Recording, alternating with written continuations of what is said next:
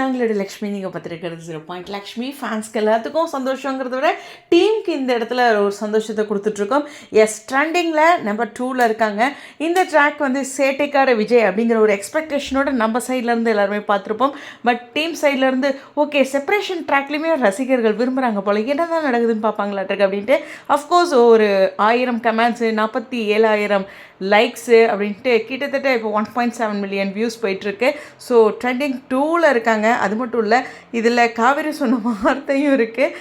அதை நம்ம கேப்ஷனாகவே மென்ஷன் பண்ணியிருக்கோம். எனிவேஸ் இந்த இடத்துல வந்து கண்டிப்பாக விஜய் இதெல்லாம் கடந்து காவேரியை வந்து அவங்களோட மனசுக்கு பிடிச்ச மாதிரி அவங்களோட மனசுலேயும் இடம் பிடிப்பார் அப்படிங்கிற ஒரு விஷயம் தான்.